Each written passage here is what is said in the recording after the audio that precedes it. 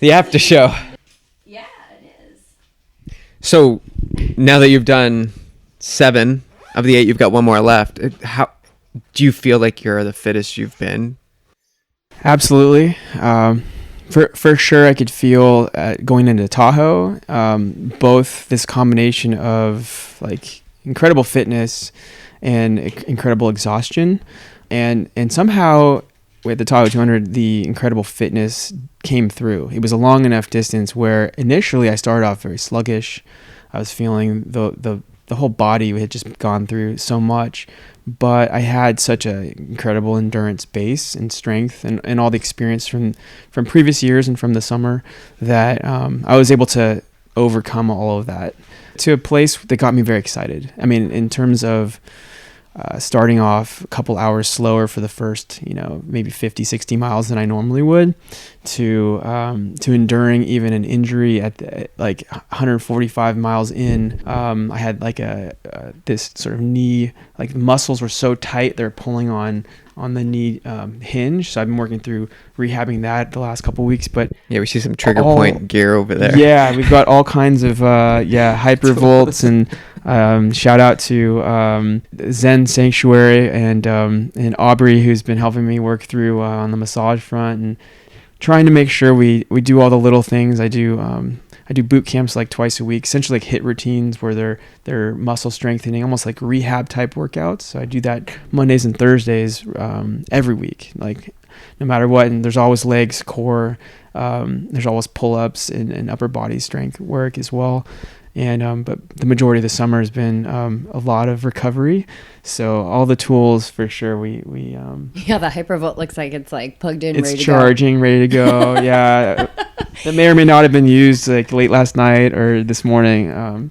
Well, I'm very excited we're doing this impromptu podcast extra because I have one question. I know just because of Jenny's Instagram that she is a plant-based runner, and I'm looking at a box in there that says it's a veggie revolution.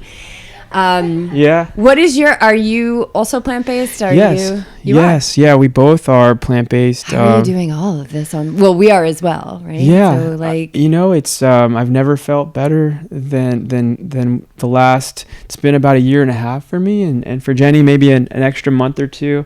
So we're closing in on 2 years being plant-based and it's incredible. What's the biggest thing that you've seen, because you were running for years prior to becoming plant-based? What's the biggest thing you've seen since going? I think the quality of moments after eating is really good. So there's not this sort of sluggish, like I'm spending all this energy digesting feeling that often would come with maybe a big meal that had, dairy or meat or those types of ingredients. For us, for Jenny in particular to begin with, we were searching for, feeling good after meals.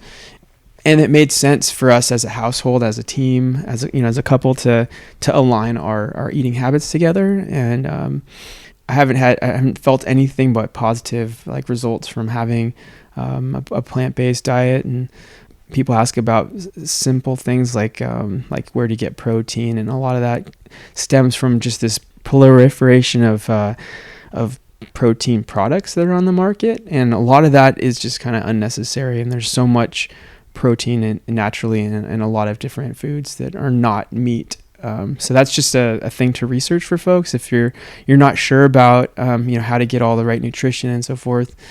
There are so many sources now to talk through, what are the basics, what are the types of amino acids that you need, and what are where do you get protein sources from? And there's, talk about like amazing legumes, like the chickpea, right, is like this incredibly high in protein plant-based food. That's just one example, but there's tons and tons of different complete proteins, especially when you combine different foods together. And just like if you're feeling at all sluggish or bogged down by your food choices, or you feel low energy after eating a big meal, you might want to consider, essentially it's a form of like an elimination diet to some degree, where you're just reducing the things that maybe are a little more acidic to digest or just heavier, more energy intensive to process, and just see how you feel. And everyone's body's a little different. You might have a different result. But from a performance standpoint, I mean, it's probably even better than before in terms of overall results and just how I feel and how I'm training and so forth. And you were weightlifting before, right? Well, so that I definitely spent a lot of time in the gym before I became a runner. I was not like a professional weightlifter or anything like that, so I don't want for that to be interpreted incorrectly, but I was not doing a lot of cardio, but I would do sort of, everything to look good from the waist up kind of workouts. And I still would do sort of endurance type workouts in that I would do high repetition, and I still will do this quite a bit throughout the season, but in a previous life would lift very heavy, way heavier than my frame should be supporting. And that definitely did lead to I'm carrying way too much bulk that I wasn't really happy about carrying. And I felt like it was essentially weighing me down and maybe just not just physically, but like emotionally and energetically and just everything. It just was like this weight. And it literally was. It was probably 45 pounds more weight than I carry right now. And none of it was providing me anything towards any kind of a goal that I wanted. It was just how it was. And I didn't even realize that's how it was. It was just... You were just in it. I was just in it. And then I had a moment where I realized like I want to feel more energized. And that really drove me. And I would think about like who do I think of in the world has good energy? And I would think, well, runners always look like they have good energy. And that was like one of the sparks for me. It was, they're bouncing along during a run, and it just looks like a lot of fun. And so that's where part of that, turning things around and really focusing on the cardio and the running, where that came from. What was your nutrition like, just briefly, when you were in that realm? Do you remember? Was it even have high importance? I was not thinking about the food I ate. In fact, one of the best things about being plant-based is maybe not even just the types of things you eat, but just the opportunity to review the ingredients of things you're consuming. And honestly, like the educational opportunity of that was, even if you chose to continue to eat meats and whatever, or cheeses and dairy, just understanding like what is going into your food was this like gift, which is this incredible gift. And I think that's something that we probably ought to be doing a little bit more of just as a society. So for us, it was a little bit of trial and figuring out what foods made sense, and ultimately to try to explain, okay, hold this and hold that. And we just figured, okay, it's going to be a lot easier for us to just shift to plant-based and eliminate the majority of things, because there's so many surprises in the foods that especially if you go to a restaurant or you would never expect there to be egg in this particular food, and you're like, really? It's mind blowing. Like why is that in there? Why do they need that? Exactly. And we're very fortunate too. We live in San Diego. There's a lot of we're so lucky. Amazing here. Plant-based sources and restaurants and just and I think also just this is like an era of people realizing like that they can feel better in many cases. Again, it won't be for everybody, but by eliminating certain types of foods. And for us, that's worked really well. So. All right, last question. What's your favorite meal right now? What is it that you guys go to? Oh, gosh, it's so difficult. Crispy chicken sandwich from Plant Power Fast Food. The future of fast food. Yeah. I'm all about the fries. Yeah. Jenny is a fry connoisseur.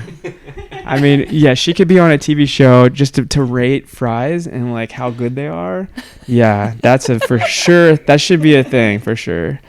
But yeah, all joking aside, there's so many amazing places, and I think Plant Power Fast Food is so it's good. Amazing. Oh my God, the Big Zack. Yeah, oh. Jenny loves the I burger. Usually get it with the black bean burger as opposed to I just don't have a desire to have anything that like simulates flesh.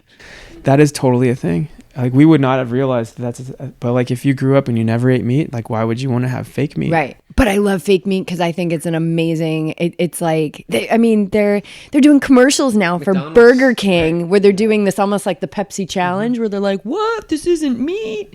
It's amazing. It's so Impossible- amazing. Impossible Burger. Yes. It's So pretty grateful spot for it. on in terms of like matching flavor characteristics and properties. And we know that there's a massive correlation between eating food that has animals as a part of that food and the impact on the earth. And as trail runners, and as everybody, as all humans, we really want to continue to have an earth. Yes, please. Awesome. Thank you so much. That was great.